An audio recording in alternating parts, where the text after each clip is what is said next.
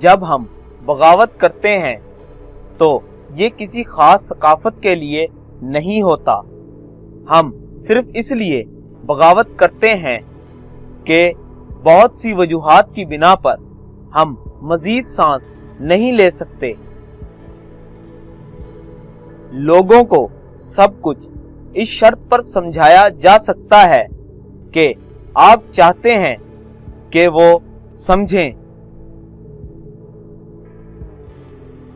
ایک نو آبادیاتی کے لیے سب سے ضروری قیمت، سب سے زیادہ ٹھوس، سب سے پہلے اور سب سے اہم زمین ہے، وہ زمین جو ان کے لیے روٹی اور سب سے بڑھ کر وقار لائے گی۔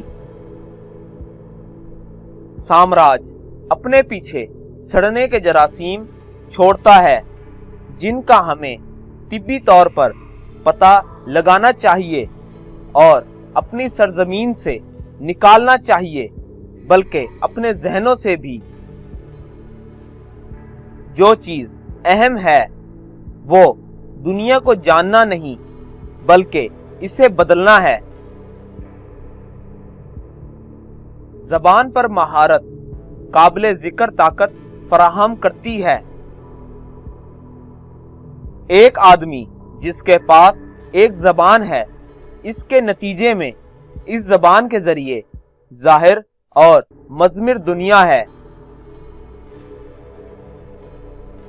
لوگ سمجھ گئے ہیں کہ دولت محنت کا پھل نہیں ہے بلکہ منظم محفوظ ڈکیتی کا نتیجہ ہے۔ امیر لوگ اب قابل احترام لوگ نہیں رہے، وہ گوشت کھانے والے جانوروں، گیدڑوں اور گدھوں کے علاوہ کچھ نہیں جو لوگوں کے خون میں پیوست ہیں۔ ایک حکومت یا پارٹی کو وہ لوگ ملتے ہیں جس کے وہ مستحق ہوتے ہیں، اور جلد یا بدیر لوگوں کو وہ حکومت ملتی ہے جس کے وہ حقدار ہوتے ہیں۔ مقامی کو یہ سمجھنا چاہیے کہ استعمار کبھی بھی کچھ بھی بغیر کسی چیز کے نہیں دیتا۔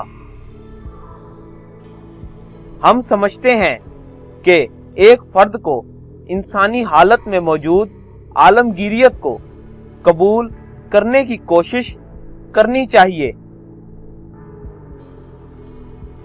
میں چاہتا ہوں کہ دنیا میرے ساتھ ہر شعور کے کھلے دروازے کو پہچانے۔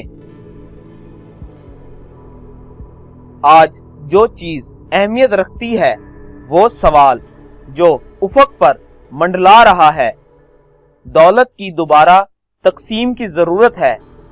انسانیت کو اس سوال کا جواب دینا چاہیے یا اس سے ٹکڑے ٹکڑے ہو جانا چاہیے۔